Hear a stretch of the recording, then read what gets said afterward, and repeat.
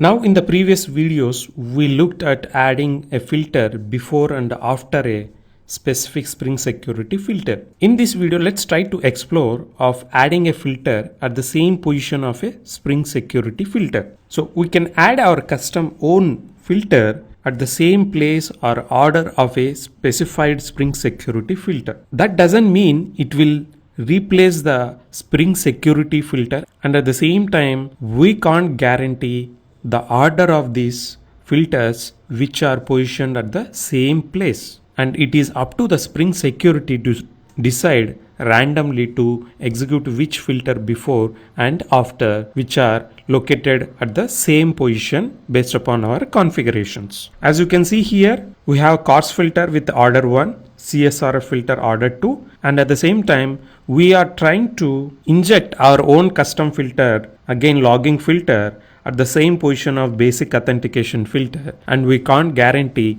which one will be executed first and which one will be executed after. Since this is very random in nature about the execution of the filter, it is not recommended to use this until unless you are very confident that it will not create any issues inside your application regardless of the order of the execution of these filters which are configured at the same place. Let's try to explore on the backend code how we can configure a custom filter at the same position of a basic authentication filter. For the same, I have created a filter with the name authorities logging at filter, which implements filter and override the method doFilter. So the purpose of this filter is just to create a logger statement saying authentication validation is in progress. Once the logger has been printed onto the console or log file, it will hand over to the next filter inside the chain of the Spring Security filters.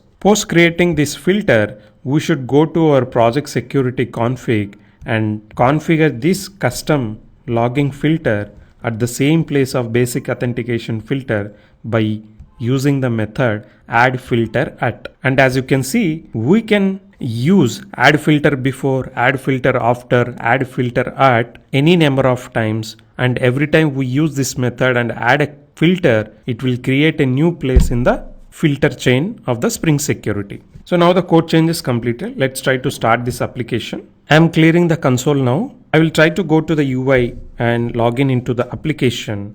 I have entered the credentials and clicking sign in. The authentication will be success and the user will be navigated to the dashboard page. Now let's try to go to the backend and see the console whether our statement is printed or not, and at the same time the order of the filters in the console. You can see in the filter chain authorities logging at filter.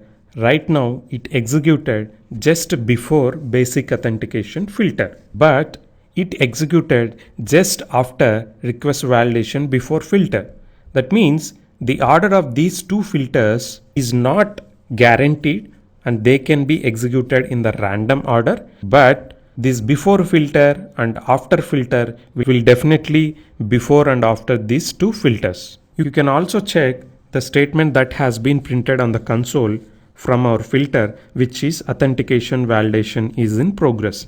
So with this, we also learned how to create a custom filter and how to configure at a specific location of the Spring Security filter. Now we have a clear understanding on how to create a custom filters and how to configure them inside the Spring Security filter chains as per our requirements. All these custom filters have been implemented by extending the filter interface from the servlet package. But for certain scenarios, Spring Security Framework also provided certain interfaces and classes which your filter can extend and implement similar to filter interface. Let's try to explore such internally provided filter implementations in the next video. Thank you and bye.